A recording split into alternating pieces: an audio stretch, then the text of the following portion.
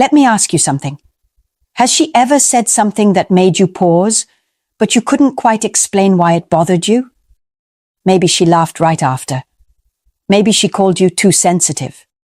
Maybe she compared you to someone else and said it was just motivation. You tried to shake it off, but it stuck. That's not an accident.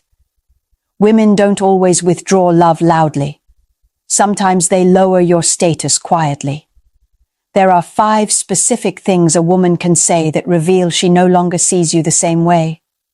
And once those words start appearing, the relationship is already shifting beneath your feet. I'm going to break down exactly what those phrases are and what they expose about her mindset, before you waste years trying to fix something that's already cracked. Before we get into the first phrase, I need you to understand something most men learn too late. A woman can love you and still not respect you. And the moment respect starts fading, love becomes unstable. Attraction is not built on comfort. It's built on admiration. A woman feels drawn to a man she looks up to, a man she sees as grounded, self-assured, emotionally steady. Admiration creates polarity. It creates tension. It creates desire. But when admiration drops, something shifts quietly. The power dynamic moves, and most men don't notice it happening. Instead of recognizing the shift, they try to compensate. They become more accommodating, more understanding, more available. They think, if I just love her better, she'll come back around. But love does not restore lost respect. If anything, overextending yourself when respect is fading accelerates the imbalance. Because now you're investing more while she's valuing you less. And here's the uncomfortable truth. Women don't leave when they stop loving you. They leave when they stop respecting you. You can feel it when a woman admires you. There's softness, but there's also regard. There's appreciation in how she listens. There's care in how she speaks to you. When that shifts, the tone changes first, then the language, then the subtle positioning. The words she uses begin to redefine you in small ways, not dramatically, not explosively, just enough to lower you one level at a time. The moment she stops respecting you, you're already negotiating your exit. And most men don't realize they've entered that negotiation. So now, let's look at the first phrase, the one men ignore the most. Number 1, you're too sensitive. This is the most common one, and it almost never sounds aggressive.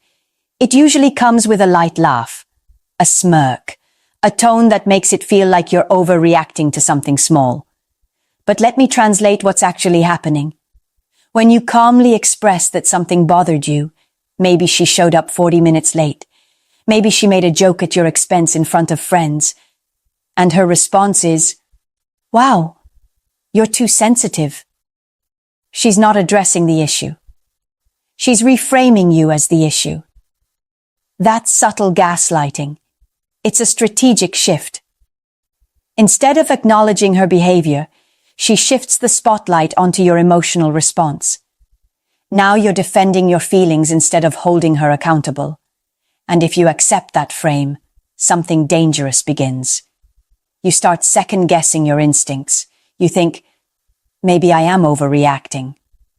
Maybe it's not that serious. Maybe I should just let it go. And over time, you train yourself to shrink. A healthy dynamic allows space for discomfort. If something bothers you, you should be able to say it without being mocked, dismissed, or labeled. But when she repeatedly categorizes your boundaries as sensitivity, she's conditioning you to tolerate more, conditioning you to speak less, conditioning you to lower your standards quietly. Now let's go back to that restaurant example. You've been waiting. You value punctuality. You don't raise your voice. You simply say, "Hey, I don't like being kept waiting like that." Instead of, "You're right. I'm sorry." You get, "Oh my God, relax. You're so sensitive." Notice what just happened.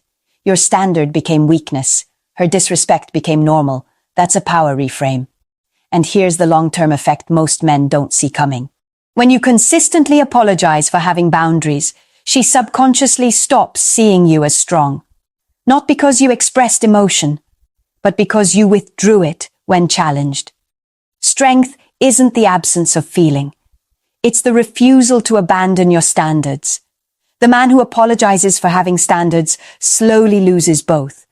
And once she realizes she can dismiss your discomfort without consequence, the micro-disrespect accumulates. A joke here, a late arrival there, a subtle eye roll, a public tease. None of it seems catastrophic. Until one day you realize you don't speak up anymore. And that silence? That's not peace. That's erosion. If she says you're too sensitive when you're calmly expressing a valid boundary, what she's really testing is this. Will you protect your standards? Or will you protect her comfort? Your answer determines everything. Number 2, you should be more like... This one doesn't sound cruel. It sounds comparative, casual, sometimes even motivational. You know, my ex used to be really ambitious. James from my office is always so fit. Why can't you be more disciplined like him? On the surface, it feels like feedback. Underneath, it's positioning. When a woman compares you to another man, she is not just making an observation. She is introducing competition into a space that should feel secure. And competition inside a relationship is poison. Psychologically, comparison activates insecurity. It forces you into a subtle chase. You stop being evaluated as a man in your own right, and you start being measured against an invisible scoreboard. Now pay attention to what happens inside you. You don't just hear the suggestion, you hear the deficiency. You hear, you're not enough as you are. And that hits directly at 2 pillars of masculine identity, competence and status. When she says another man is more driven, more fit, more confident, more successful, she's not just highlighting a trait, she's elevating him above you in that moment. And here's the dangerous shift. Instead of asking, is this respectful? You start asking, how do I win? Let's use the gym example. You've been working long hours. You've been focused on building your career. One evening she says, casually, you should be more like James. He's always so fit and energetic. Now maybe James works fewer hours. Maybe James has different priorities. That's irrelevant. What matters is the frame. You are now subconsciously competing with James. You feel the pressure to prove yourself, to adjust, to mold, to become more like what she seems to admire. And in that process, you slowly disconnect from your authentic center. Here's the truth most men miss. Attraction grows when a woman sees you as the prize. The moment you start competing for her approval, that polarity collapses. Because now she's the evaluator, and you're the applicant. Over time, this erodes identity. You change how you dress, how you speak, how you schedule your time. Not because you chose growth, but because you felt compared. Healthy growth comes from internal drive. Manipulated growth comes from fear of replacement. And the more you chase her shifting standard, the less grounded you appear. The moment you compete for her approval, you stop being the prize. A woman who respects you might inspire you. She might encourage you. But she will not consistently position other men as the benchmark you must reach. If she repeatedly makes you feel like you're in second place inside your own relationship, that's not motivation. That's a slow dismantling of your confidence. And confidence, once cracked, changes everything. Number 3, I don't need you. This one is tricky because on the surface, it sounds like independence, and independence is healthy. No one should be completely dependent on their partner for survival. But context is everything. When a woman looks at you during tension and says, I don't need you, it's rarely a celebration of strength. It's a positioning move. There's a difference between, I'm capable on my own, but I choose you, and I can replace you if I want. One creates partnership, the other creates hierarchy. When she repeatedly emphasizes that she doesn't need you, she's subtly redefining your role in her life. You're no longer essential. You're optional. And optional men are treated differently. Psychologically, this is a replaceability signal. It lowers perceived value. It communicates, if this doesn't work, I'll be just fine. Now let's talk about what that does to you. At first you try harder. You invest more. You show up stronger. You want to prove that you add value. But here's what slowly begins to happen. She stops acknowledging your effort. She makes decisions without considering your input. She doesn't consult you the way she used to. The subtle appreciation fades. You're present, but you're not prioritized. And that creates something dangerous inside a man. Invisibility. When a man feels unseen, he either overcompensates or withdraws. Both erode connection. And the more she reinforces the "I don't need you" narrative, the more the relationship shifts from mutual investment to emotional detachment. Independence in a healthy relationship sounds like this. I'm strong on my own, but I value what you bring. Detachment sounds like this. I'll be fine without you. You can feel the difference. One invites partnership, the other invites insecurity. A woman who truly values you doesn't remind you that you're replaceable. She shows appreciation. She expresses gratitude. She makes you feel chosen, not tolerated. Because here's the truth. No one wants to invest deeply where they feel optional. And if you stay in a dynamic where you're constantly reminded that you're not needed, eventually your motivation dries up. Not because you stopped caring, but because you stopped feeling valued. And once that emotional gap forms, respect doesn't grow back easily. Number 4. If you loved me, you would... This one sounds emotional. Vulnerable even. It doesn't come with sarcasm. It doesn't come with comparison. It comes wrapped in disappointment. If you loved me, you would do this. If you really cared about me, you wouldn't say no. If I mattered to you, you'd prove it. And that's exactly why it's so powerful. Because now the conversation isn't about the request, it's about your love. This is emotional leverage. Instead of discussing a boundary, a preference, or a disagreement, she ties your identity as a loving partner to your compliance. If you resist, you're not just disagreeing, you're failing. That's not communication, that's emotional blackmail, and too many men fall for it. Why?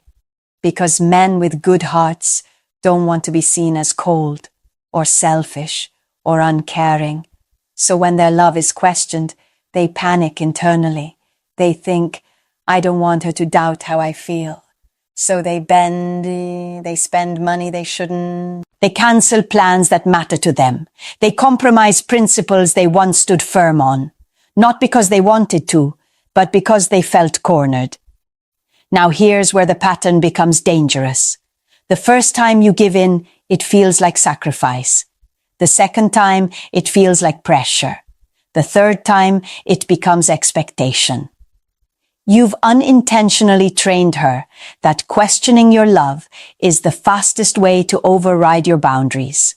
And once that formula works, it gets reused. Love becomes a bargaining chip.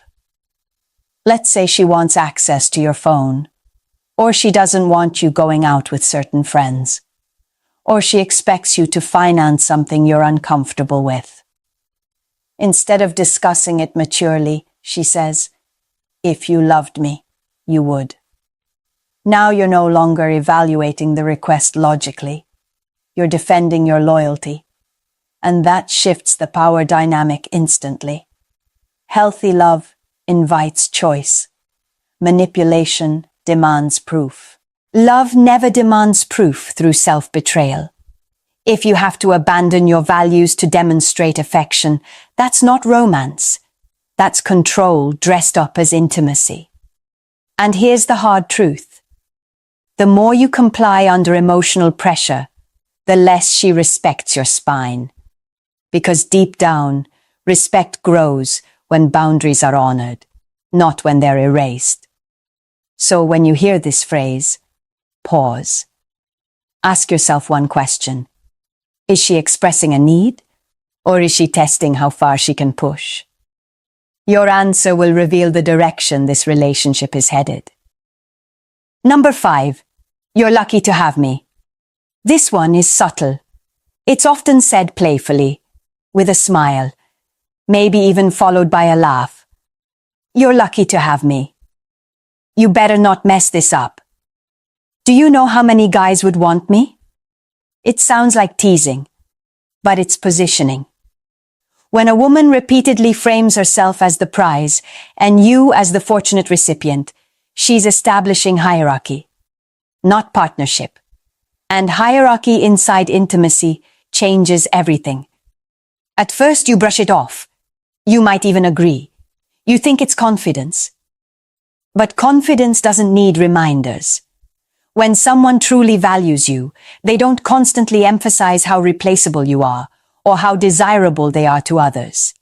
They make you feel chosen, not grateful for access. Psychologically, this phrase plants a seed that says, she's above you. And once that seed takes root, your behavior shifts without you realizing it. You try a little harder. You validate a little more. You tolerate a little extra. You start working to deserve her, instead of evaluating whether she deserves you. That's the trap. Now she becomes the judge. You become the applicant. Over time, this creates unequal investment. You prove. She evaluates. You adjust. She critiques. And the balance tilts further and further. Here's what most men don't understand. Attraction thrives on mutual value. When one person is consistently framed as the rare treasure and the other as the lucky participant, resentment eventually replaces desire. Because deep down, you don't want to feel lucky. You want to feel respected. A woman who truly sees you as an equal doesn't need to remind you of her worth. She shows it through her character, not through comparison. If you hear this phrase occasionally as light humor, that's one thing. But if it becomes a pattern, if she consistently positions herself above you, then the dynamic is already shifting. And if you've heard more than one of these phrases, you're not imagining it. You're watching respect fade in slow motion. You've now seen the pattern. 5 phrases, 5 shifts in tone, 5 subtle ways respect begins to erode. And here's what I need you to understand. It's not about the words alone. It's about the mindset behind them. A woman who respects you protects your dignity, even when she's upset. A woman who values you doesn't compete with you, belittle you, or emotionally corner you. She doesn't remind you that you're replaceable. She doesn't make you audition for love. If you've heard one of these phrases, pay attention. If you've heard several of them, stop calling it chemistry. Call it what it is, a shift in power. You are not weak for wanting respect. You are not insecure for having standards. You are not too sensitive for expecting reciprocity. Most men don't lose relationships because they weren't good enough. They lose them because they tolerated dynamics that slowly dismantled their position. And here's the line I want you to remember. You don't leave because you hate her. You leave because you respect yourself. If any of these phrases felt familiar, I want you to be honest in the comments. Which one have you heard? And what did it cost you? Share this with a man who needs clarity before he loses himself trying to hold on to someone who already repositioned him. And if you're ready to understand women deeply, not emotionally, but strategically, make sure you subscribe. Stay calm, stay aware, and never negotiate your self-respect.